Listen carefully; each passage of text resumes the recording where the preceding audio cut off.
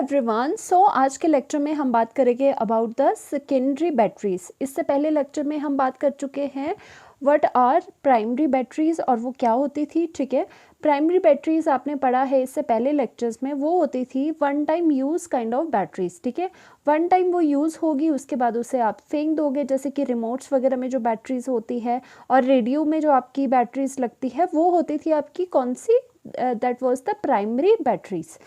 Now secondary batteries में main feature क्या होता है? सेकेंडरी बैटरीज वो बैटरीज होती है जो कि रिचार्जेबल होती है। मतलब एक बार उसे यूज़ कर लिया, वो ख़त्म होगी बैटरी, दोबारा उसको हम चार्ज कर सकते हैं और बाद में उसका यूज़ कर सकते हैं। These kind of batteries are known as secondary batteries। ठीक है, that can be used again। जैसे कि आपकी फ़ोन की बैटरी है, that is the example of secondary battery, क्योंकि उसे भी क्या कर सकते हो आप, बार बार उसे चार्ज कर सकते हो, वो ख़त्म हो जाएगी, बार बार आपको उसे रिचार्ज कर सकते हो। ठीक है, तो ये वन टाइम यूज़ वाली बैटरीज नहीं होती हैं, इसको बार बार आप यूज़ कर सकते हो। ठीक है, this can be recharged by passing current through it. और इसे रिचार्ज कैसे करा जाता है? सपोज़ अगर आपकी बैटरी ख़त्म हो गई है तो आप इसे कैसे रिचार्ज करेंगे? By passing the current through it. Examples अब क्या है, सेकेंडरी बैटरीज कहाँ यूज़ होती है?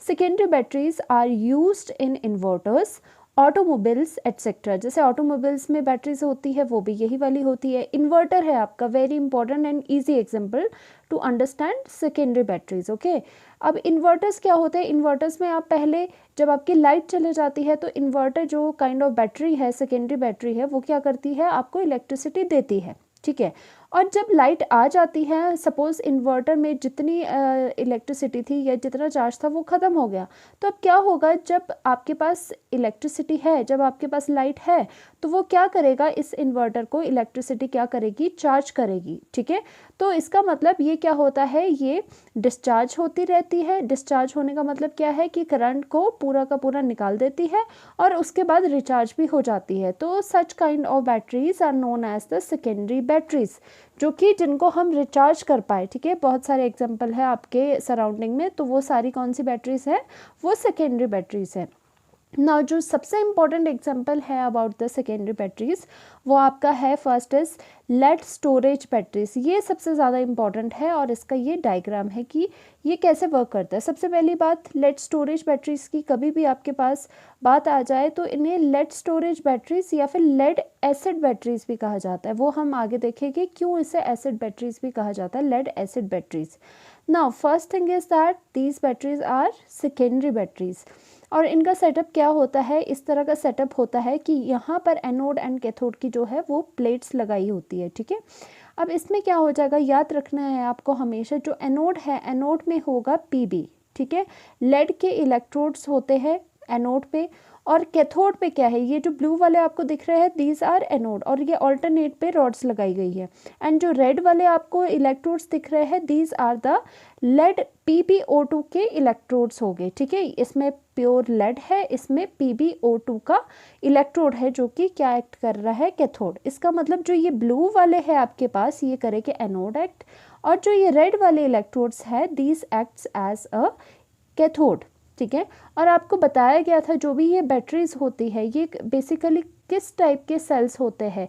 दो तरह के सेल्स है वैसे आपके पास, एक है इलेक्ट्रोकेमिकल सेल, दूसरा है इलेक्ट्रोलाइटिक सेल। तो हमेशा याद रखना जो बैटरीज होती है उसमें इलेक्ट्रोकेमिकल सेल आपके यूज़ होते हैं। मतलब जो भी बैटरीज है वो इलेक्ट्रोकेमिकल सेल से बनी हुई है, इलेक्ट्रोकेमिकल आपका उसका सेल है उसमें। अब इलेक्ट्रोकेमिकल सेल कह लो या फिर गैल्वेनिक सेल कह लो, एक ही बात है। ठीक है, तो आपको पता होगा जो आपका गैल्वेनिक सेल होता था, ठीक है, आपको पता होगा गैल्वेनिक सेल या फिर इलेक्ट्रोकेमिकल सेल एक ही बात है। ठीक है, एक ही नाम है। गैल्वेनिक सेल में क्या होता था? एनोड एंड जो कैथोड होते थे, तो एनोड पे चार्ज कितना आता था? नेगेटिव, एंड कैथोड पे होता था पॉजिटिव, जो कि इलेक्ट्रोलाइटिक सेल में रिवर्स हो जाता था। ठीक है, but we are talking about the batteries, हम बैटरीज के बारे में बात कर रहे हैं। और आपको पता है बैटरीज में कौन से सेल, बैटरीज जो है वो किस सेल से बनी होती है, कौन से टाइप के सेल से बनी होती है? वो बनी होती है इलेक्ट्रोकेमिकल सेल से या फिर आपके गैल्वेनिक सेल से, क्योंकि इलेक्ट्रोकेमिकल सेल का अदर नेम ही है गैल्वेनिक सेल। तो दोनों में से कोई भी आप टर्मिनोलॉजी यूज़ कर सकते हो। ठीक है, तो हमें यहाँ से पता चला कि जो एनोड होगा उस पर नेगेटिव होगा फॉर श्योर और कैथोड पे पॉजिटिव होगा, तभी हमने यहाँ पर एनोड पर नेगेटिव लगाया एंड कैथोड पर पॉजिटिव लगाया और इसको इस तरह से जोड़ दिया पूरा कैथोड। ठीक है, बस यहाँ पे दो चीज़ों का ध्यान रखना है आपने, ऑल्टरनेट पे आपके ये इलेक्ट्रोड्स लगेंगे, एनोड पे नेगेटिव है, कैथोड पर is positive charge and this whole जो बैटरी है it is made up of the galvanic cell या फिर इलेक्ट्रोकेमिकल सेल। ये एमसीक्यूज में भी आपके पास आ सकता है। Now at anode, anode is made up of, anode किससे बना हुआ है, पीबी से। ठीक है, लेड का है बना हुआ एनोड एंड कैथोड किसका बना हुआ है, लेड ऑक्साइड का, PbO2 का। और इम्पॉर्टेंट चीज़ जो इसमें ग्रीन ग्रीन आपको दिख रहा है सॉल्यूशन में, this is the 38% concentrated H2SO4 as an electrolyte. कि जो 38% है कॉन्सेंट्रेटेड लेना है सल्फ्यूरिक एसिड, यहाँ पे क्या डाला है 38%, 100% कॉन्सेंट्रेटेड नहीं है, ओनली कितना है 38% है कॉन्सेंट्रेशन की ऑफ द सल्फ्यूरिक एसिड और उसको एज अ इलेक्ट्रोलाइट यूज़ करा गया है। तो आपको क्वेश्चन आ सकता है कि what is the concentration of electrolyte used in the lead storage batteries, तो आपको लिखनी है 38%। नाउ अब हमने कहा था कि इसको लेड स्टोरेज के अलावा इससे लेड एसिड बैटरीज भी कहा जाता है because the kind of electrolyte that is used in these kind of cells is the H2SO4 that is sulphuric acid. Okay, ये तो बात होगी आपके इसके सेटअप की, तो वही चीज़ें हमने यहाँ पर लिख दी।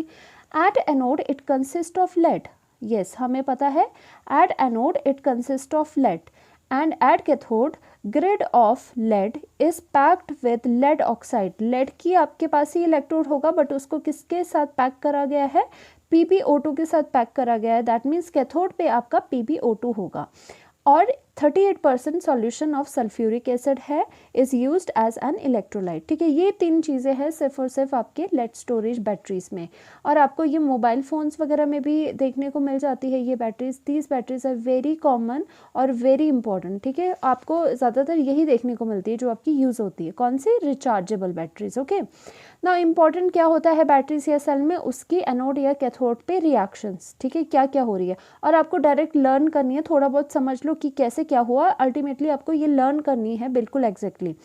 देखो एट एनोड क्या होगा, आपको पता है एनोड क्योंकि ये गैल्वेनिक सेल है तो एनोड पे नेगेटिव होगा एंड कैथोड पे आपका पॉजिटिव होगा, ये तो ठीक है। अब क्या होता है, आपने देखा है एनोड पर है Pb, कैथोड पर है PbO2, तो हम एनोड के रिएक्शन में क्या लिखेंगे कि Pb का होगा ऑक्सीडेशन, क्योंकि एनोड पर क्या होता है, एनोड पे होता है oxidation happens.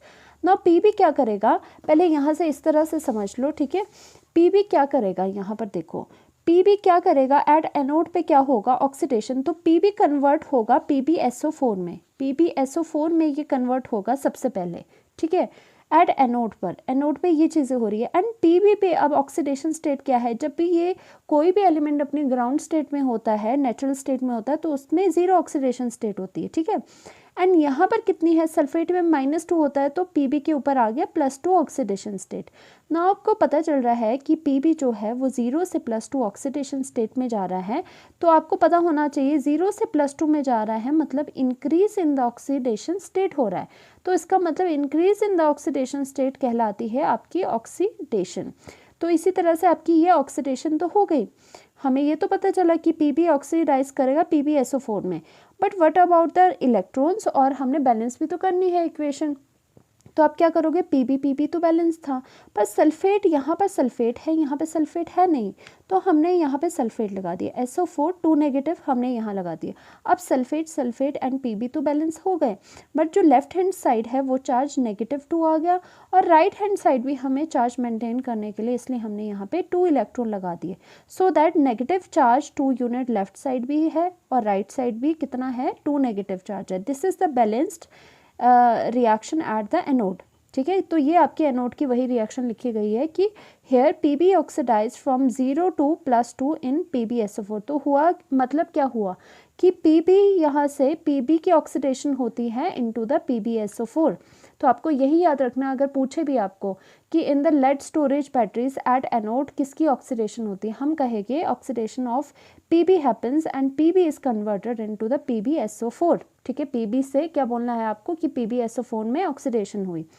Now at the cathode, देखो कैथोड में क्या होगा आपका, कैथोड आपको पता है कैथोड था आपका PbO2, ठीक है। आपका कैथोड क्या था, कैथोड था आपका PbO2, ओके।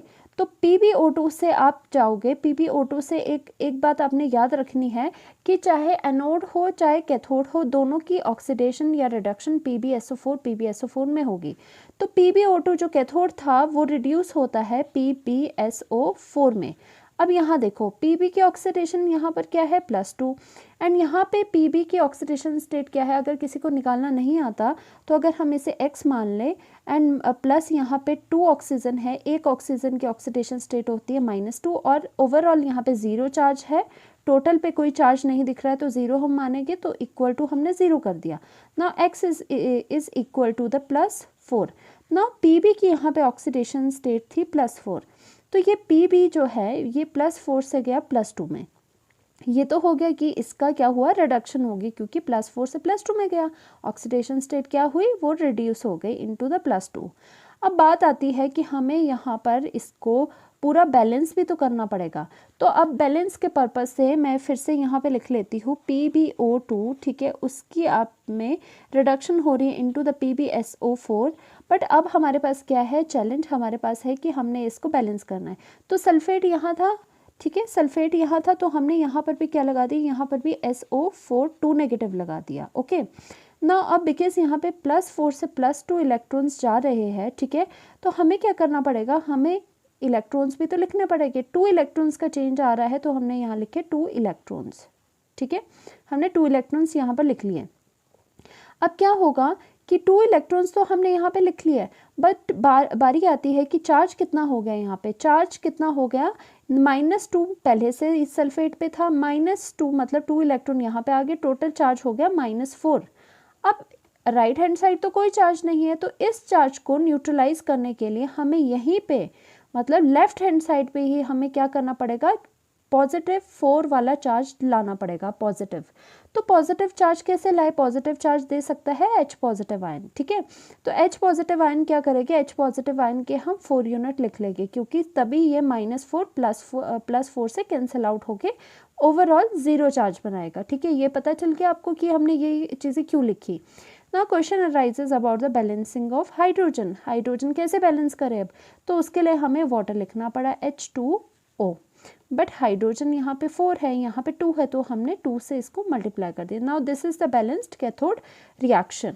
तो आपका वही चीज़ लिखी हुई है, वही चीज़ है, मैंने जस्ट ये बताया है कि ये आई कैसे, थोड़ा आपको इजी होगा लर्न करने के लिए, बट अल्टीमेटली आपको ये रिएक्शंस लर्न ही करनी पड़ेगी, क्योंकि बैटरीज में है भी क्या, और बस ये एनोड एंड कैथोड की रिएक्शंस है, बाकी आपका एक डायग्राम है, ठीक है। हेयर अब अगेन वही चीज़ सेम आती है, हमेशा याद रखना आपको इसमें भी कि PbO2 की रिडक्शन तो हो रही है, बट इसकी भी रिडक्शन सेम किस में होगी, PbSO4 में होगी, बट यहाँ पे ऑक्सीडेशन स्टेट +4 से Pb की +2 में जाएगी, ठीक है। हमें इसलिए हमने क्या देखा कि Pb भी जा रहा है PbSO4 में ऑक्सीडाइज होके, और PbO2 की रिडक्शन भी हो रही है किसमें, PbSO4 में ही। Now writing the overall reaction, अब ओवरऑल रिएक्शन कैसे आती है, एनोड एंड कैथोड की जो रिएक्शन है उनको प्लस कर दो। अगर आप प्लस करोगे तो आप देखोगे 2 इलेक्ट्रॉन से 2 इलेक्ट्रॉन आपके कट गए, ठीक है, और आपके क्या आ जाएगा यहाँ पे, आपका देखो यहाँ पे Pb आ गया, Pb यहाँ पे आ गया, ठीक है, पता चल रहा है। इसका प्लस करोगे PbO2 आ गया, ये भी आ गया आपका। ना क्वेश्चन अराइजेस कि यहाँ इसका क्या हुआ, देखो एक सल्फेट आयन ये है, दूसरा सल्फेट ये आयन है, कितने सल्फेट आयन है यहाँ पे, ध्यान से देखो, अगर मैं देखूँ कितने सल्फेट आयन है यहाँ पे 1 और 2, मैंने लिख लिए 2SO4 2 नेगेटिव, ठीक है, और मैं ये प्लस करके मैंने कितने लिख लिया 2SO4 2 नेगेटिव, और लेफ्ट हैंड साइड और क्या बचा, इलेक्ट्रॉन तो कैंसिल आउट हो गए, लेफ्ट हैंड साइड बचा और 4H पॉजिटिव, मैंने लिखा प्लस 4H पॉजिटिव बच गए हैं आपके पास लेफ्ट हैंड साइड में। तो क्यों ना अगर इसको अलग अलग लिखने की बजाय हम इसको इस तरह से नहीं लिख सकते, अगर आपको पता है H2SO4 होता है ये, मतलब अगर 1 मोल आप लेते हो, मतलब एक अगर मॉलिक्यूल की बात कर रहे हो उसमें 2 हाइड्रोजन होते हैं और 1 सल्फेट होता है, अगर मैं ऐसे ही 2 बार H2SO4 को लिख लूँ सपोज, तो इसमें क्या हो जाएगा, इसमें टोटल क्या क्या चीज़ें प्रेजेंट है, अगर मैं 2 इनको लिख लूँ तो क्या है, इसमें 4H पॉजिटिव प्रेजेंट है और 2 इसमें सल्फेट आयन प्रेजेंट है, क्योंकि आपको पता होना चाहिए ये आयंस किस में देता है, ये H positive and sulphate ion देते हैं, ठीक है।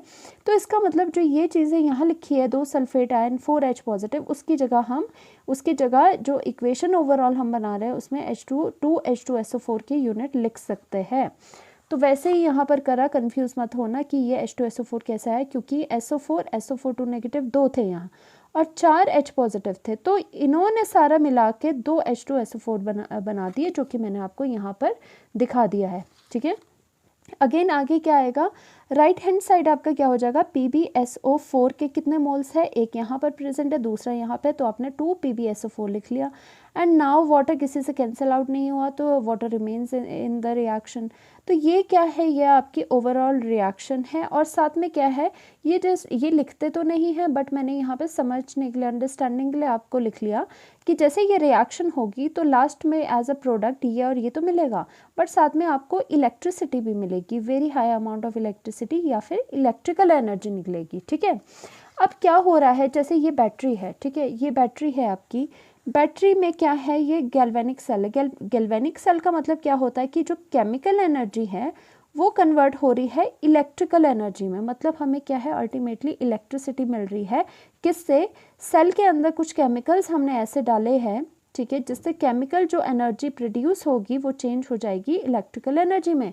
और जो हमारे पास अप्लाइंसेस है, अप्लाइंसेस में वो ये इलेक्ट्रिकल एनर्जी यूज़ होगी, जैसे वॉचेस में वॉच को चलाने के लिए वो इलेक्ट्रिकल एनर्जी अब यूज़ होगी। किससे, कहाँ से आई energy, through the chemical reaction. तो वही लिखा गया है कि ये जो रिएक्शन है, ये रिएक्शन किसकी है। सपोज अगर आप इन्वर्टर की बात कर रहे हो, इन्वर्टर में पहले क्या होगा, इन्वर्टर में होता है पहले डिस्चार्ज। पहले तो आप डिस्चार्ज का मतलब समझ लो होता क्या है। डिस्चार्ज होता है कि जब आप इलेक्ट्रिसिटी दे रहे हो, इलेक्ट्रिसिटी आपका प्रोड्यूस हो गई रिएक्शन में, यहाँ पे इलेक्ट्रिसिटी प्रोड्यूस हो गई, ठीक है, यहाँ पर इलेक्ट्रिसिटी रिएक्शन प्रोड्यूस हो गई।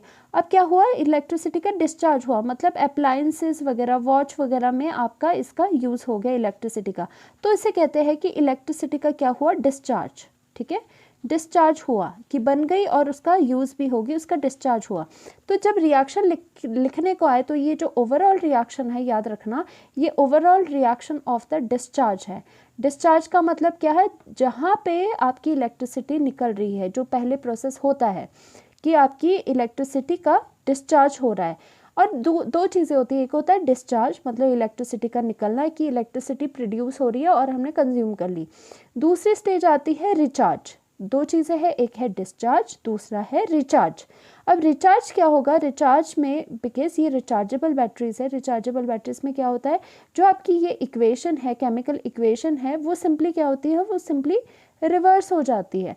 अब खुद ही आप देख लो, अगर आपकी ये रिएक्शन थी कि आपकी ये रिएक्शन हुई प्लस आपको प्रोडक्ट में इलेक्ट्रिसिटी मिल रही है, अगर आपने इस रिएक्शन को दोबारा क्या करना है, रिचार्ज करना है, तो क्या होना चाहिए कि ये रिएक्शन रिवर्स हो जानी चाहिए, रिएक्शन सिंपली उल्टी हो जानी चाहिए। तो रिएक्शन सिंपली उल्टी कब हो जाएगी, देखो अभी आप इस स्टेज में आ चुके हो कि आप ये रिएक्शन करके आपके पास ये दो प्रोडक्ट मिले, इलेक्ट्रिसिटी आपको मिली और इलेक्ट्रिसिटी आपने बाहर कंज्यूम कर ली घड़ी को चलाने के लिए या ट्रांजिस्टर को चलाने, सॉरी इन्वर्टर को चलाने के लिए, ठीक है। अब क्या होगा, अगर आपने इसको रिचार्ज करना है, ये पूरी की पूरी बैटरी ख़त्म हो गई, मतलब ये जो रिएक्शन थी पूरी की पूरी ख़त्म हो गई हमारी, कभी ना कभी तो रिएक्शन ख़त्म होगी ना, ठीक है। जब रिएक्शन ख़त्म होगी तो उस टाइम पे इन्वर्टर में भी आपके पास इलेक्ट्रिसिटी नहीं बचेगी। तो अब नेक्स्ट स्टेप क्या आता है, ध्यान से सुनना, नेक्स्ट स्टेप आप क्या करोगे, उसको जब बिजली होगी तो आप उसको चार्जिंग पे लगाओगे, ठीक है। तो बैटरी को चार्जिंग पे लगाने पे होता क्या है, वैसे जो ये रिएक्शन है, जो ये डिस्चार्ज की रिएक्शन थी, ठीक है, वो क्या होगी, वो रिवर्स हो जाती है। और वो रिवर्स कब होगी, जब आप इसमें इलेक्ट्रिसिटी दोगे। तो यही तो है, जब आप इलेक्ट्रिसिटी दोगे, आपके पास सब कुछ खत्म हो गया, ठीक है, बाहर से आप जब उसको चार्ज कर रहे हो तो बेसिकली हो क्या रहा है, you are providing the electricity to the cell. तो आप इलेक्ट्रिसिटी प्रोवाइड कर रहे हो, तो ये क्या होगा, जो ये प्रोडक्ट बने थे वो फिर से आपस में रिएक्ट करके दोबारा से आपको ये वाली चीज़ें दे देंगे, ठीक है। मतलब दोबारा से सेल को तैयार कर लेंगे आपके जो पहले एक्शन इसने किया था, रिएक्शन ऑफ डिस्चार्ज, उसके लिए, क्योंकि इससे आपका रिवर्स रिएक्शन करके आपके पास ये वाले प्रोडक्ट मिल गए। तो यही प्रोसेस होता रहता है, तभी आप डिस्चार्ज होता है, ठीक है, डिस्चार्ज ऑफ द इलेक्ट्रिसिटी होती है। फिर इलेक्ट्रिसिटी ख़त्म हो जाती है तो आप फिर से जो इन्वर्टर है उसको या फिर कोई भी बैटरी है उसको आप चार्ज करते हो, ठीक है। चार्ज में बेसिकली क्या होती है, जो डिस्चार्ज की रिएक्शन होती है उसकी रिवर्स रिएक्शन हो जाती है जबकि हम इलेक्ट्रिसिटी प्रोवाइड करेंगे। यहाँ पे एक और इम्पॉर्टेंट चीज़ आ जाती है, अगर हम इलेक्ट्रिसिटी यहाँ पे प्रोवाइड करेंगे तो ये सेल कौन सा बन जाएगा, ये सेल बन जाएगा आपका इलेक्ट्रोलाइटिक सेल, इलेक्ट्रोलाइटिक सेल, ठीक है। इलेक्ट्रोलाइटिक सेल में क्या होता है, कन्वर्जन किसकी होती है, इलेक्ट्रिकल एनर्जी कन्वर्ट होती है इनटू द केमिकल एनर्जी। मतलब क्या हुआ, इलेक्ट्रोलाइटिक सेल ऐसा सेल होता है जिसमें कि आप बाहर से इनपुट इलेक्ट्रिकल एनर्जी देते हो और उसकी हेल्प से आपकी कोई रिएक्शन होती है। तो जब आपके पास, ये बहुत ज़्यादा इम्पॉर्टेंट फैक्ट है, जब आप रिचार्ज कर रहे हो किसी बैटरी को, ठीक है, तो वो जो सेल है, सेल एक्ट करता है इलेक्ट्रोलाइटिक सेल, क्योंकि इलेक्ट्रोलाइटिक सेल में आप बाहर से इलेक्ट्रिसिटी दे रहे हो और उसके बाद आपका क्या हो रहा है, उसके बाद आपकी ये रिएक्शन स्टार्ट हो रही है। The electricity is also produced in the reaction which is used by the appliances। अब यही बात कही जा रही है कि जो ये इलेक्ट्रिसिटी है वो अब कौन यूज़ करेगा, अप्लाइंसेस यूज़ करेंगे। जब तक ये इलेक्ट्रिसिटी है तब तक ठीक है, आपका जो बैटरी है वो काम करेगी। जिस टाइम पे इलेक्ट्रिसिटी आपकी ख़त्म हो गई तो आपको जो बैटरी है उसको दोबारा रिचार्ज करना पड़ेगा, ठीक है। तो उस टाइम पे वो जो सेल है वो आपका कौन सा होगा, इलेक्ट्रोलाइटिक सेल होगा।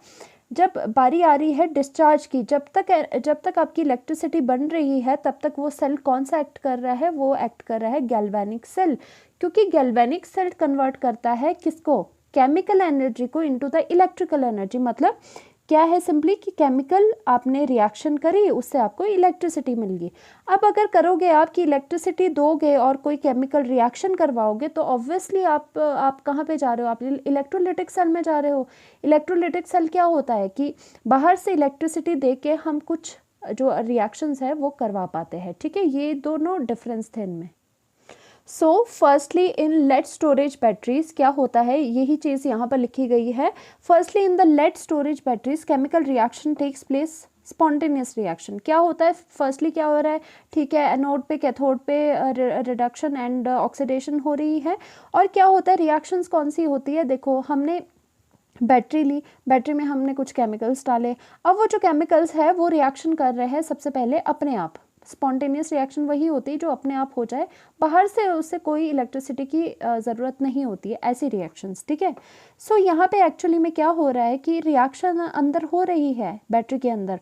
सो जब रिएक्शन होगी तो केमिकल एनर्जी आपको मिलेगी। केमिकल एनर्जी किस में कन्वर्ट हो रही है, दैट मीन्स आपकी इलेक्ट्रिकल एनर्जी में, ठीक है। तो during the discharge of cell, two phases का हमने जो मैंने पहले समझाया था, टू फेसेस को यहाँ लिखा गया है आपकी क्लैरिटी के लिए, बहुत डिटेल नोट्स हैं, ठीक है। During the discharge of cell, जब सेल का डिस्चार्ज होगा, मतलब डिस्चार्ज होना क्या मतलब, जब इलेक्ट्रिसिटी प्रोड्यूस हो रही है इनिशियल स्टेट में, ठीक है। जैसे हमने मोबाइल को हमने यूज़ करा, ठीक है, यूज़ करने के लिए मोबाइल को क्या लग रहा है, इलेक्ट्रिसिटी की ज़रूरत है, तो बैटरी वो इलेक्ट्रिसिटी हमें दे रही है, तब तक हमारा फ़ोन चल रहा है, ठीक है। जब हमारा बैटरी ख़त्म हो गई, इलेक्ट्रिसिटी उसमें ख़त्म होगी तो हमारा फ़ोन बंद हो जाएगा, तो हम उसमें चार्जिंग करेंगे। तो जो पहले चार्जिंग से पहले वाली स्टेज होती है, जब तक हमारा फ़ोन चल रहा है, तो उसमें क्या हो रहा है कि जो बैटरी है उसका डिस्चार्ज हो रहा है। During discharge of the cell, cell का डिस्चार्ज हो रहा है, मतलब सेल जो है हमारा हमें वो इलेक्ट्रिसिटी देता रह रहा है, ठीक है। सिंस एट फर्स्ट क्या हो रहा है, this cell behave as a electrochemical cell. Firstly cell कैसे बिहेव करेगा, सेकेंडरी सेल इलेक्ट्रोकेमिकल सेल की तरह, या फिर इसे कह सकते हो गैल्वेनिक सेल, दोनों सेम है, कोई डिफरेंस नहीं है इसमें, ठीक है। कुछ लोग कंफ्यूज हो जाते हैं इलेक्ट्रोकेमिकल सेल गैल्वेनिक सेल में और डैनियल सेल में। देखो जो इलेक्ट्रोकेमिकल सेल और गैल्वेनिक सेल है वो दोनों एक ही टर्म है, ठीक है, वो दोनों एक ही टर्म में है सभी इलेक्ट्रोकेमिकल सेल्स के लिए। और जो डैनियल सेल होगा, डैनियल सेल होता है यही होता है, डैनियल सेल होता यही है, पर उसमें जिंक एंड कॉपर के इलेक्ट्रोड्स अगर स्पेसिफिक कर दिए, अगर हमने फिक्स कर दिए तो वो कहलाता है डैनियल सेल। बाकी आपके सारे क्या हो गए, जनरल जो टर्म यूज़ होती है, जनरल टर्म यूज़ होती है ये दोनों सभी सेल्स के लिए, ठीक है। ना स्पॉन्टेनियस रिएक्शन क्या होती है, इनमें होता क्या है इलेक्ट्रोकेमिकल सेल में, आपको पता होगा कि स्पॉन्टेनियस रिएक्शन होती है, जो रिएक्शन अपने आप होने वाली होती है वो होती रहती है, जिससे कि केमिकल एनर्जी प्रोड्यूस होती है और वो एनर्जी किस में कन्वर्ट होती है, इनटू द इलेक्ट्रिकल एनर्जी में। मतलब सिंपली अगर कहे तो हमें क्या मिली, इलेक्ट्रिसिटी मिली। During discharge of cell, discharge of cell जब हो रहा है, व्हेन सेल इज यूज्ड, जब हम सेल को यूज़ कर रहे हैं, बैटरी को यूज़ कर रहे हैं, तो क्या होता है, डिस्चार्ज ऑफ द सेल। तो सिनेरियो क्या रहता है कि केमिकल रिएक्शंस हो रही है, उससे जो केमिकल एनर्जी निकली उसको यूज़ करा हमने इलेक्ट्रिकल एनर्जी में। देखो कितना यूज़फुल है कि कुछ केमिकल रिएक्शंस हो रही है, हमने उनका फ़ायदा उठाया कि भाई उनसे जो एनर्जी निकलेगी वो इलेक्ट्रिकल एनर्जी में कन्वर्ट हो सकती है, और वो जो हमारे पास इलेक्ट्रिकल एनर्जी है वो हम किस में यूज़ कर सकते हैं, this energy is use by the appliances, जैसे कि आपका इन्वर्टर वगैरह। ओके, तो हमने अब एनर्जी यूज़ कर ली, हमने इलेक्ट्रिसिटी यूज़ कर ली। अब हमारे पास जो बैटरी है, बैटरी में जो इलेक्ट्रिसिटी निकल रही है वो निकलना बंद हो गया, क्योंकि हमारी जो रिएक्शन है वो भी स्टॉप हो गई। अब क्या होता है, अब बारी आती है, सेकंड फेज आता है, during the charging of the cell. अब हमने क्या किया, अब हमने सेल को चार्ज करना चाहा, ठीक है। तो चार्ज क्या होता है, जैसे इन्वर्टर में भी यही होता है, फिर हम उसको चार्ज कर देते हैं, ठीक है। During the charging of cell, this cell act as a electrolytic cell. Very very very important, ये दोनों चीज़ें तभी रेड पेन से लिखी है कि जब डिस्चार्ज हो रहा है सेल का, तब वो सेल एक्ट करेगा इलेक्ट्रोकेमिकल सेल।